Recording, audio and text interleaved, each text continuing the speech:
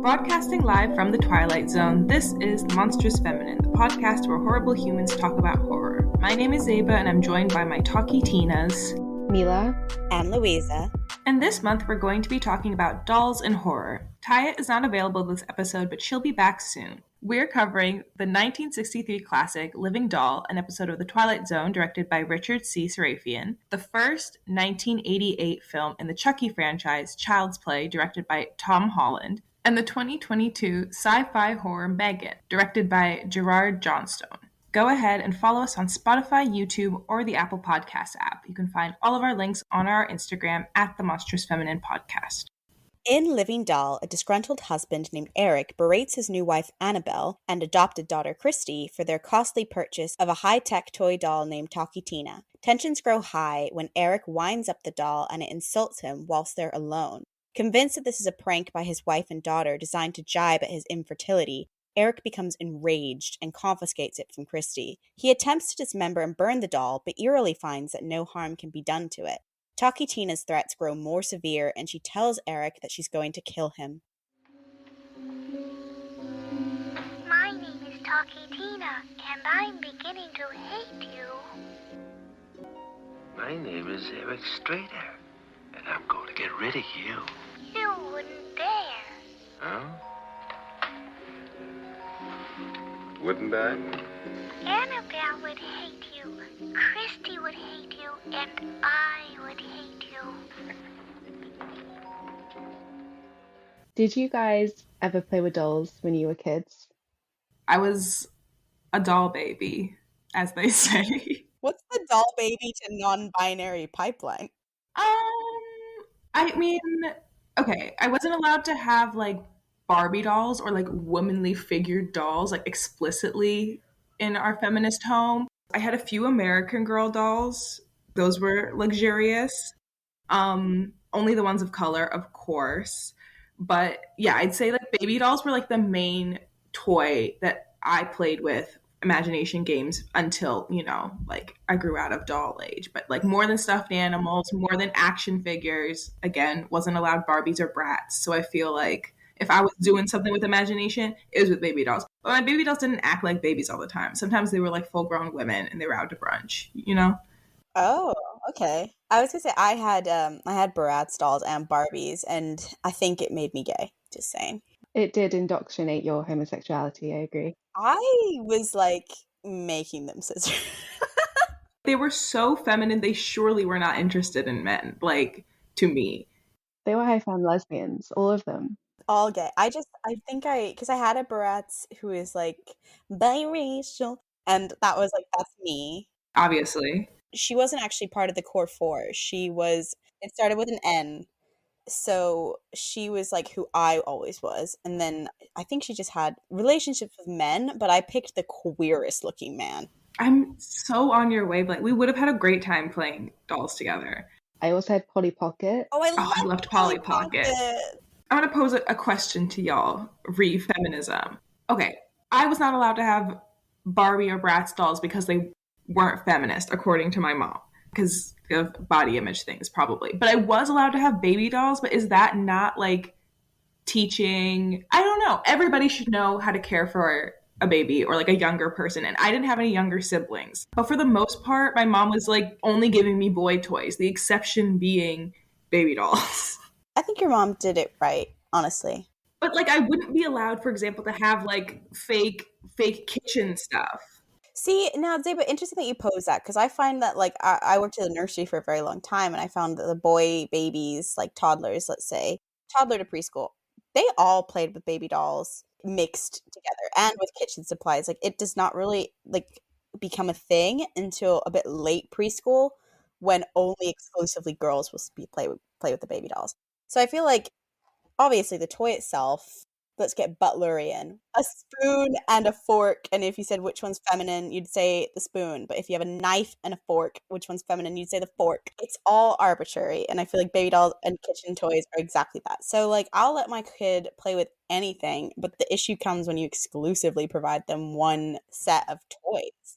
So ironically, you might say that your mom made you queer. Right. I feel like young people nowadays are like more like not even accepting, they just don't really pay attention. It's such a point in like childhood development where you could just tell terrible school societal values just like infiltrate and they get like this normative thinking. Because everything before that is like fair game and we don't have to deep anything. Like a boy in a dress doesn't mean that he's going to grow up and be like gender fluid, trans, or whatever. Maybe he will, maybe not. But either way, it's just play and parents freak the fuck out about it for no goddamn reason. They are confronted with the idea that gender and most of our things that we don't like are performative. The second we could test for the sex of a baby while it was still in there is the second marketing was like, how soon can we sell like pink and blue items to people before a baby is out? The Monstrous Feminine is on Twitter, so please go tweet us. If you do engage with our content, you might just get a shout out in our next episode as our Witch of the Week. This episode, our Witch of the Week, is Rory SVCR, who tweeted a screenshot of our podcast and said, "Hey Horror Twitter, I've been really enjoying these podcasts and wanted to recommend." Thanks for recommending. Also, Horror Twitter. Are we in it? I think we're in it. Who are they speaking to? I think that Rory, if I may call you Rory, is part of Horror Twitter and is calling them. That sounds spooky. Hell yeah. Thank you for alerting Horror Twitter of our presence. It's somewhat scary, but we're very grateful. We hope that there are no haunted dolls in your near future. I can't speak on the distant future, but in the near future, no haunted dolls. Unless you want them and you bought one on eBay and that's like your thing. No, but if you're doing that, that's some dumb shit and you should stop. No, I I approve. What? No, I do not. Friendly reminder that we're also on Patreon. For £1 a month, you gain access to our Discord. For £3 a month, you get to hear a cut discussion of our main episodes. And for £5, you get all that plus a bonus episode. Please support us. Any contribution helps. So, I want to talk about why dolls are scary, and I want to do a quick recap of dolls and the uncanny valley theory.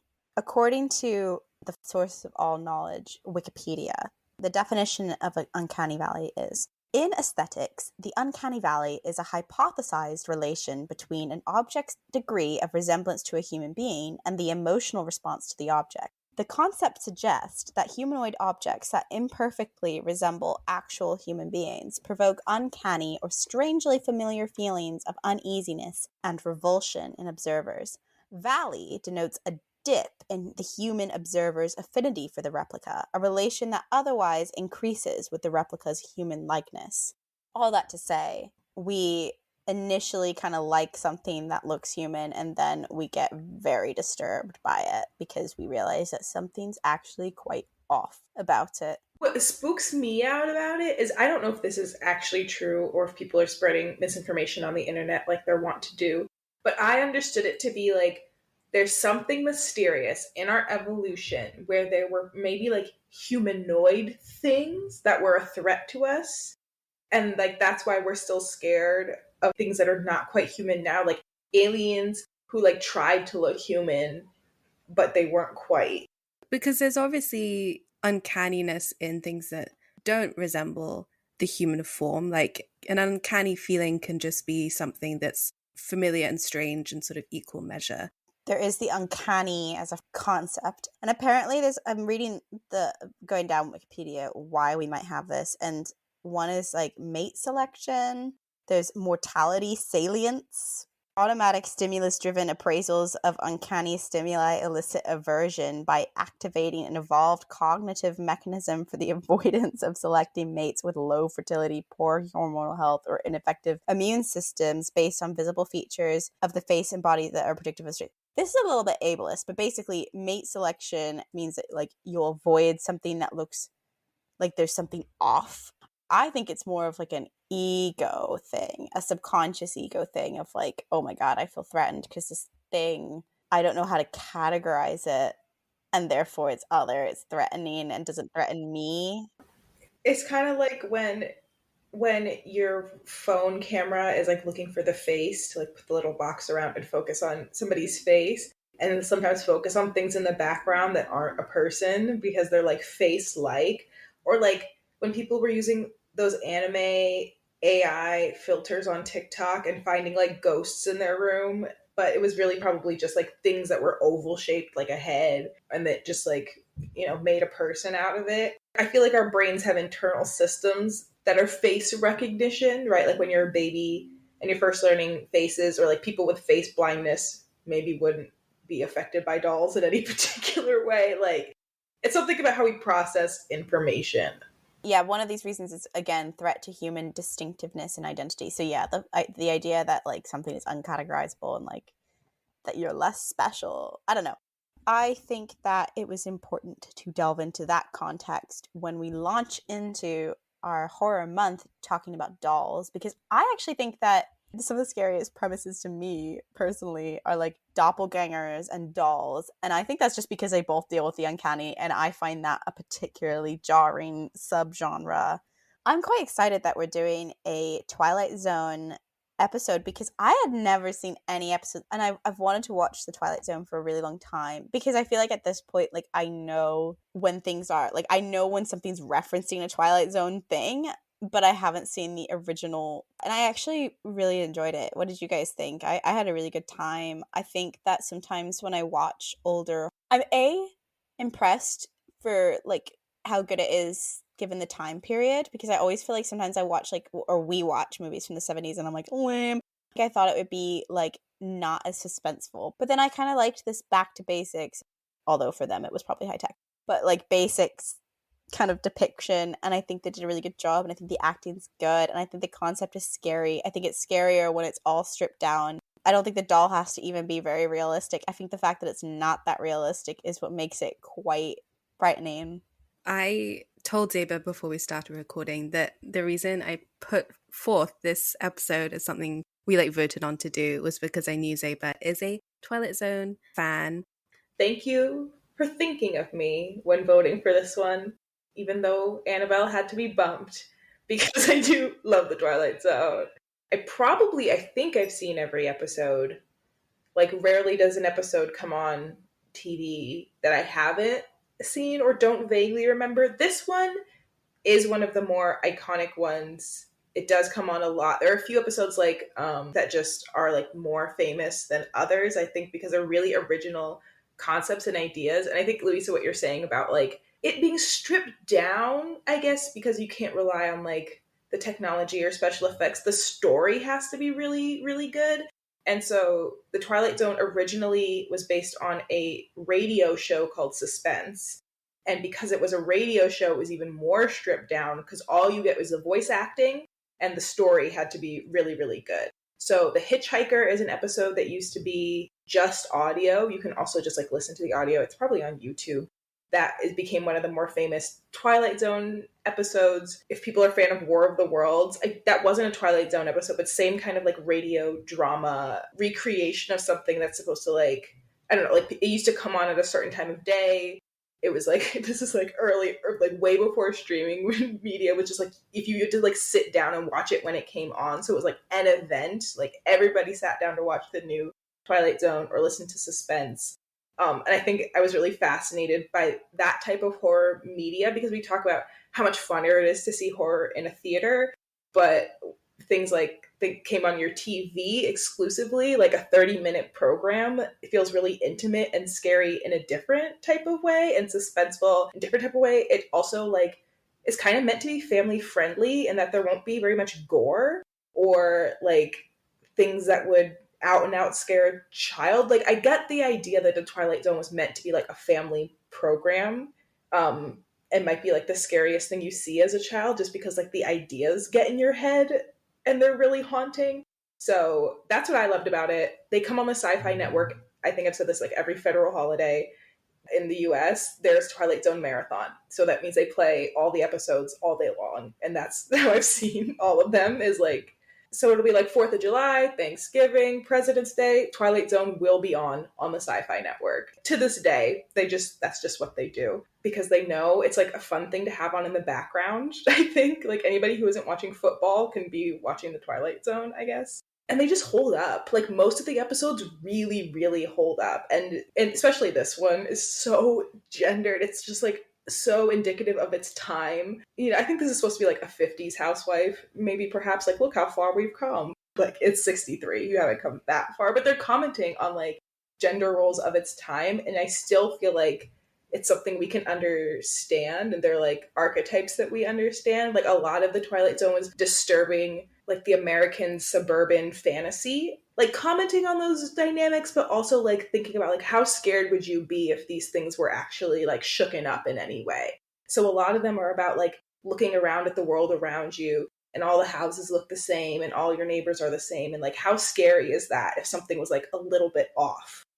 Which I think is something that is like timeless, right? Like, the suburbs are still spooky and uncanny and weird, and it really, and that was when like picket fence, nuclear family, suburban life was like that was what you aspired to. So I think it's really interesting that they disrupted that so early, and like almost at the inception of that like idealized American family, especially on TV. Like, it's still black and white. Like, that's how early we're commenting on how weird the structures are that we're forming. So I'm a big fan, just because I think there's just like so much to dig into there. And yeah, I think they're still really great episodes. There's hardly any one that I feel like is dated or bad or like doesn't land anymore. I think they're all really still scary and interesting. Like I said, I agree with you that I watched this and it ironically feels less dated than like later horrors that I've watched. You know what I mean? Like, you're right. It is that kind of art of storytelling. And one criticism we have often is characterization. I feel like this does that very well. But what you said in that, it's quite progressive and how it critiques American society as it's forming it.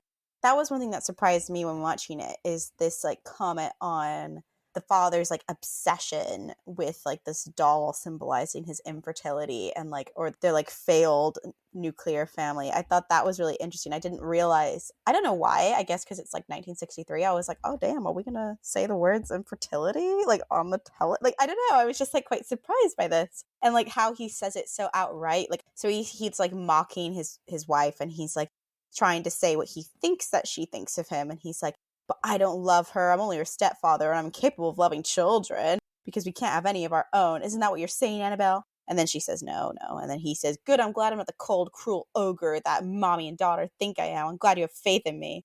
First of all, this is the definition of small dick energy. Wow, what a hit. After he's infertile, now you're like, and he's got a tiny penis too.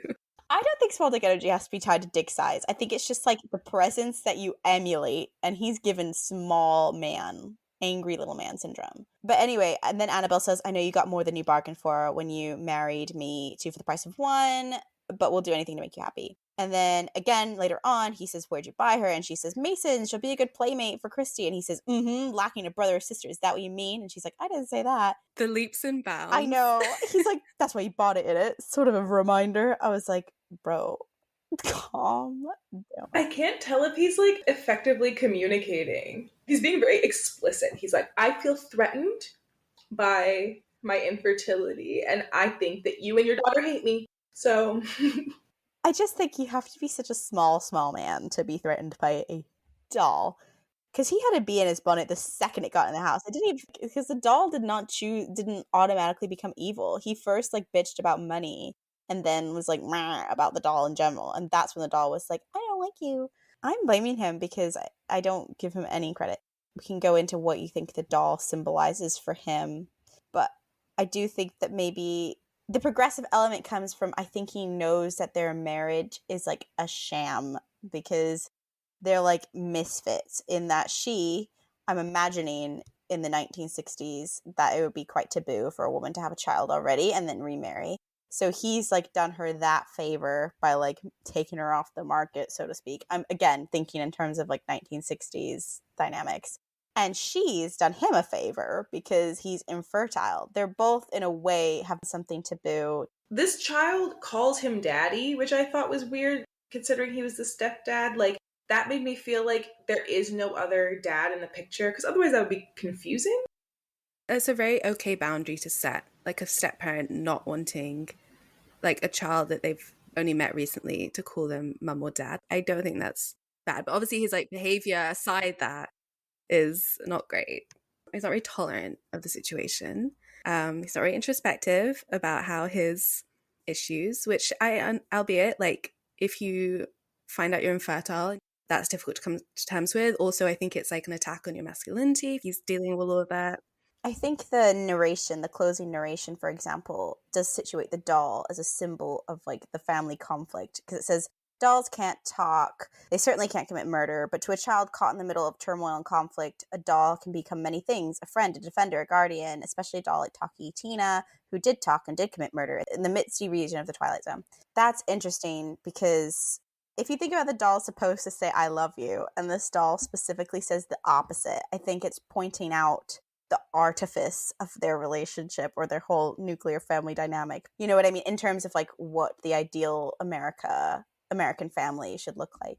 I feel like it was suggesting that the doll was acting as some kind of like deep-rooted desire from the daughter's perspective of this stepfather is not like meeting my needs. She's very docile because she does say, like, she does call him daddy. She is like, you know, she apologized. She's like, I'm sorry for upsetting you. Like, she's not acting in the way, like, she's like very well trained, I would say. And then maybe the doll is like saying the stuff that she's thinking or like wants to say. Because I don't think it's like a coincidence that they do mention Freud at the beginning, aside from the 60s being like that being contextually just like relevant at the time. I feel like there's, I don't know, the doll's doing some subconscious thoughts. Well, I don't think you're alone in that. There's a lot of theorists who pointed this out, like the potential for overlap. For example, tvtropes.org identifies that both Christy and Tina are nicknames for Christina. So there's like an argument that they're actually the same subconscious. And then Zach Handlin for AV Club, talking about how kids have intense imaginations, kids believe in things in a way that most adults struggle with, and that belief can be charming and endearing, it can even be funny, but when there's something dangerous about it as well, you don't know where it comes from or what powers it, and you can't reason with it. There's no explanation given for why Talky Tina is the way she is. It could just be random coincidences. Or it could be that Christy doesn't much like her new stepfather and that she's been looking for some way to get rid of him. Not in a conscious way, but if you want to really speculate, imagine Tina as some sort of malevolent spirit that latches onto children and makes their wishes come true. Either they're both, you're right, like Tina is just doing Christy's like subconscious like bidding, or Christy has somehow acting through the doll. I also will say, like, in the lore of the Twilight Zone, it's kind of implied that like what happens in the zone is also like a reflection of like subconscious anxieties, right? Like it's implied that it's not Earth as we understand it or the universe as we understand it. Like I think a lot of these are interrogating like new phenomena in like the study of psychology. Like they do mention Freud, and that is like of that era.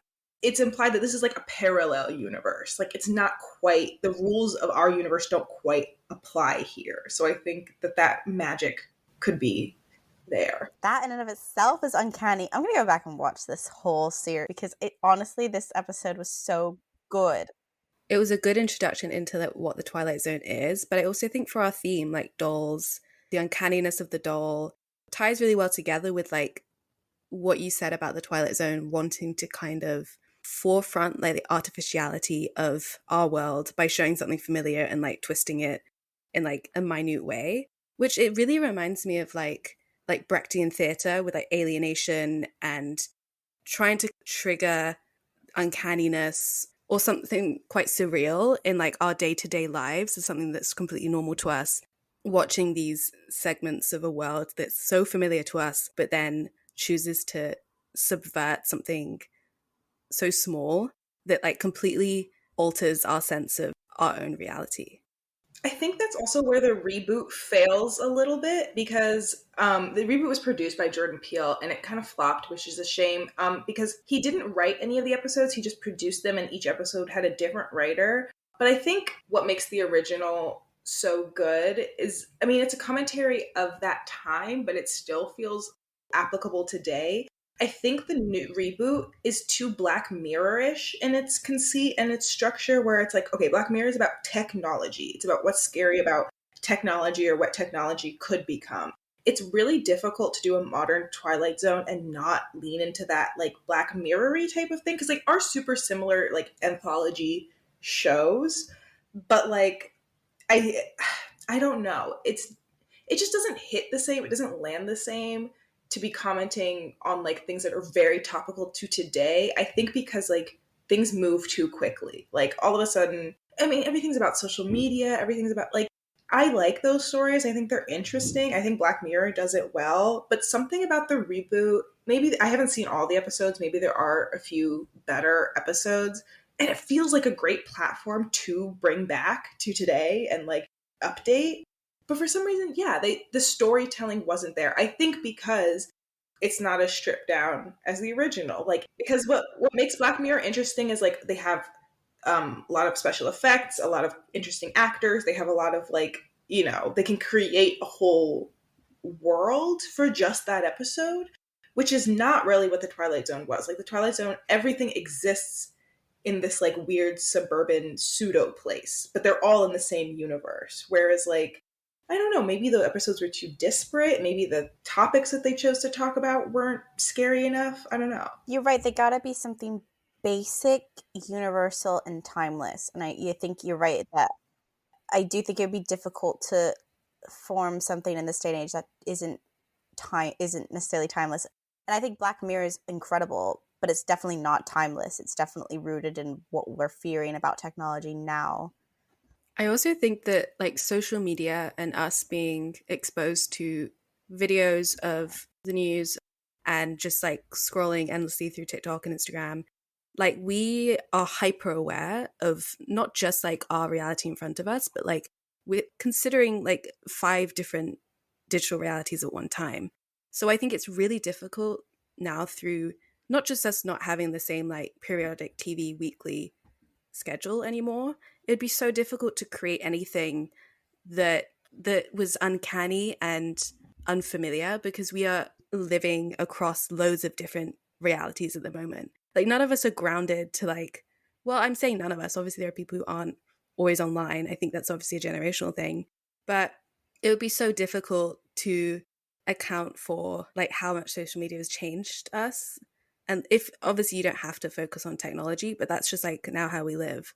Fiction horror podcasts do this well because it goes back to that sort of like to that like suspense era because it really strips it down. It's all about the voice acting and the Foley and the sound effects and things like that.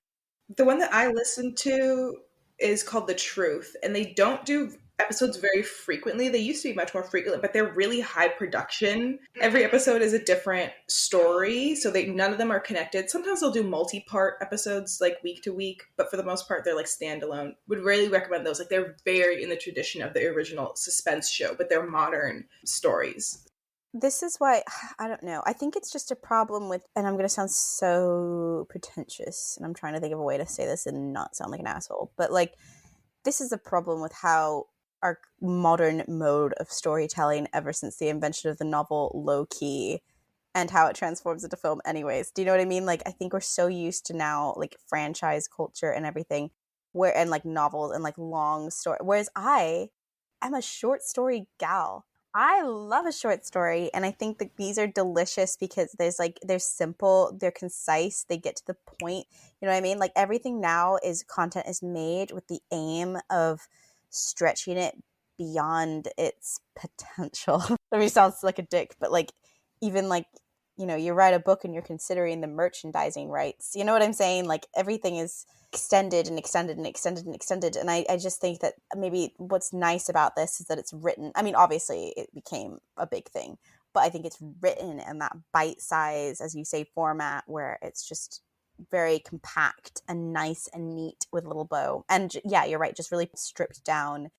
What's scary is not even like the technology of a doll. I mean, this was building on new technology. It was based on the Chatty Cathy dolls, and the same voice actress, June Foray, was one of the leading vocal actresses of the era, and she voiced both the doll and Chatty Cathy dolls. It was like commenting on the technology of the time or the emerging technology. However, it's not, the fear is not rooted in like that. It's rooted in the father and his like potential psychosis, or the daughter and her potential rebellion. Like it's all quite masterful in that way. The doll in and of itself is so basic.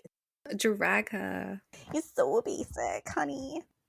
how much technology has changed and how much like day-to-day life has changed from the 60s, how much slower life was in terms of like trend cycles. Like it's very difficult to create something today that speaks to not just society as a whole, even just a smaller community, because things move so quickly. And I think that we've almost like moved past an ability to create not just accurate, but like meaningful satire. And I know the Twilight Zone isn't always necessarily supposed to be a satire, but it's definitely like an element of it. It's satirizing like human life, human behavior in order to create that like uncanniness.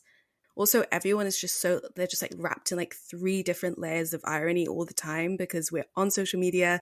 We're also hyper aware of ourselves, of our identities in a weird way in order to like account for and be more inclusive of different ways of being. People are just like creating more and more artificialities to life.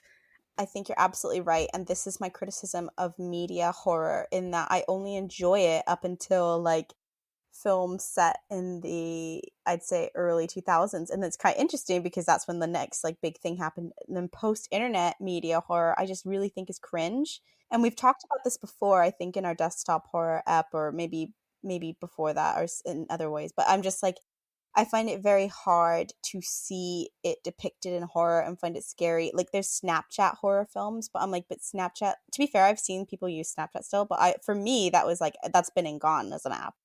I think Black Mirror, ironically going back to Black Mirror, does that really well in that it creates like a sustained fear of technology. I think Nope did it really well too. I think it did not get enough credit for like the timelessness of its commentary on media and technology. Like I think that will still be relevant in 10, 20, 30 years because like it had that quality to it. Because it was essentially like telling a story across 100 years, going back to like early Hollywood and the Western, and was like using modern day technology to like bridge that expansive history.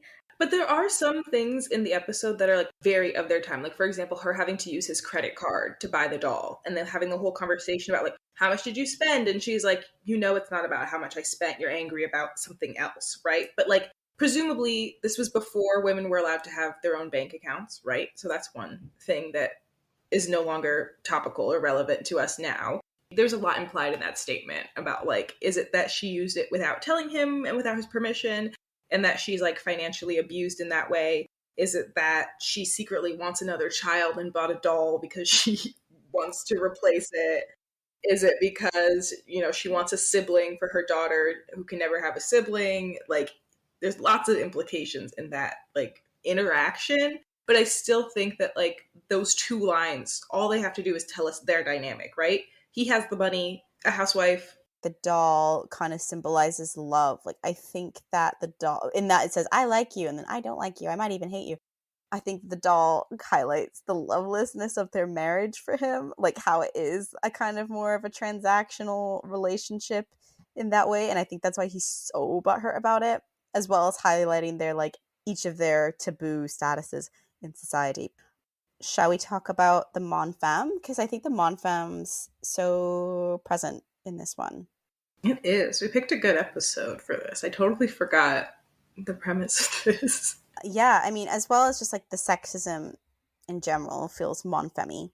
But Barbara Creed talks, and she's quoting Kristeva, and she's kind of situating her own theoretical basis, but she talks about the abject is placed on the side of the feminine, and I'm reading here. It exists in opposition to the paternal symbolic, which is governed by rules and laws. In order to enter the symbolic era, the subject must reject or repress all forms of behavior, speech, and modes of being regarded as unacceptable, improper, or clean. So she talks about the abject, and of course the womb is an abject space. The child initially exists with the mother in this abject space of like boundaries being tested, non-human, human, blood, guts, all that stuff is all very abject. So the child then rejects that and has to reject the mother and enter the symbolic world of the father, where the father is like head of everything.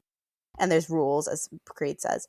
In the archaic mother world, she reincorporates her child. There's that separation, and that means the child can never enter the symbolic realm of the father where he rules, and also it just renders him obsolete. And that's kind of a Freudian take on why the father hates this scenario so much, because a child exists independent of him and he cannot produce one himself. Like he is truly obsolete. And I don't think it's archaic mother in the sense that we have a toothy, gaping maw. In fact, all we have is this like smiling doll.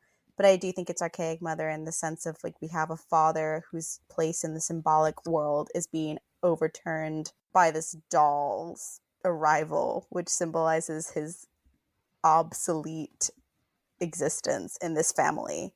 It's kind of depressing. I mean, like, that's what sucks about patriarchy, is it like puts everybody in a position where like your personhood is defined by your role in the family, your role in the company. I don't know. I don't normally think of men's identities being defined by biological fatherhood in the way that, like, you know, in that turfy feminist way that like women's identities are defined by their ability to be a biological mother. So it was an interesting like flip of that, I guess.